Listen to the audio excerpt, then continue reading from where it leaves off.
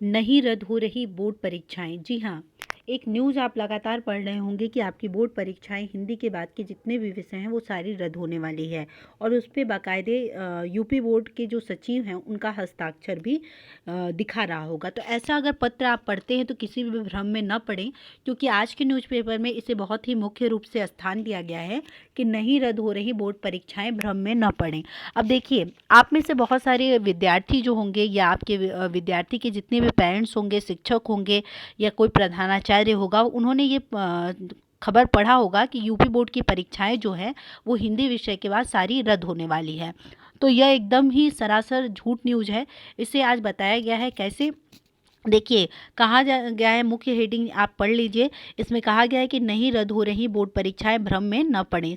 शरारती तत्व फैला रहे अफवाह, यूपी बोर्ड सचिव के फर्जी हस्ताक्षर से जारी की विज्ञप्ति। देखिए क्या है इसके अंतर्गत, प्रयागराज से ये निकाला गया है। इसके अंतर्गत बताया गया है कि अराजक तत्व ने माध्यमिक शिक्षा परिषद सचिव के फर्जी हस्ताक्षर से विज्ञप्ति वायरल कर यूपी बोर्ड परीक्षा निरस्त होने का भ्रम फैला रहे हैं। यदि आप भी विद्यार्थियों के बीच में अगर कोई पत्र ऐसा आता है जिसमें ये कहा जा रहा है कि हिंदी विषय के बाद सारी परीक्षाएं रद्द हो गई, तो आप ऐसे चक्रों में बिल्कुल ना पड़े। इसका निर्देश दिया गया है, क्योंकि इसमें बताया गया है कि यह पूरी तरह से जो न्यूज़ है वो फेक है। ये कैसे वायरल हुआ, क्या इसमें चीज़ों को बताया जा रहा है, ये सारी चीज़ों की जानकारी हम आगे वीडियो में आपको दे रहे हैं। देखिए कहा गया है कि अराजक तत्वों ने माध्यमिक शिक्षा परिषद सचिव के फर्जी हस्ताक्षर से विज्ञप्ति वायरल कर यूपी बोर्ड परीक्षा निरस्त होने का भ्रम फैला रहा।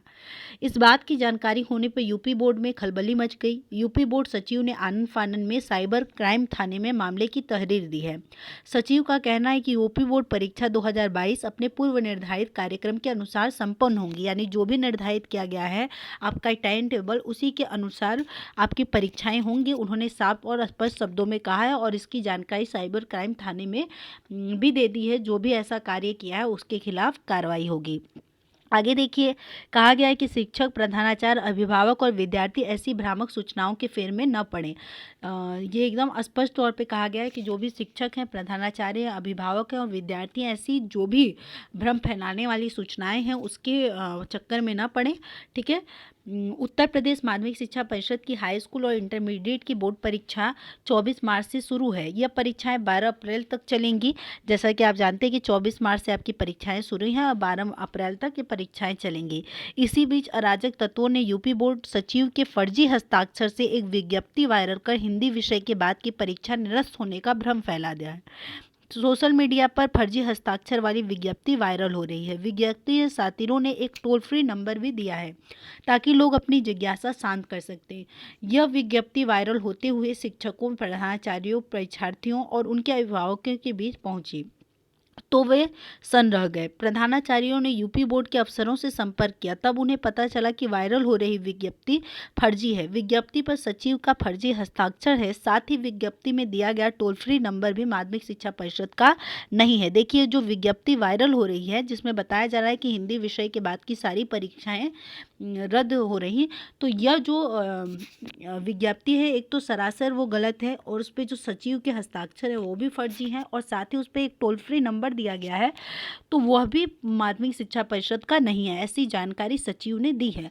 जानकारी होने पर यूपी बोर्ड सचिव ने साइबर क्राइम थाने में मामले की तहरीर दी। यूपी बोर्ड सचिव डॉक्टर दिव्यकांत शुक्ल ने बताया कि अराजक तत्वों पर कार्रवाई के लिए फर्जी हस्ताक्षर वाली विज्ञप्ति वायरल करने के मामले की तहरीर साइबर क्राइम थाने में दी गई है।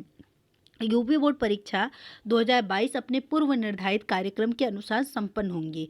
प्रधानाचार्यों, परीक्षार्थियों और अभिभावकों से अपील है कि वो ऐसी किसी भी भ्रामक सूचनाओं के चक्कर में न पड़े। तो देखिए अगर आपके पास भी ऐसे सूचना आते हैं तो ऐसे भ्रामक सूचनाओं के चक्कर में आप भी न पड़ें। यह हमारी एक कोशिश थी आप तक इस न्यूज़ को पहुंचाना।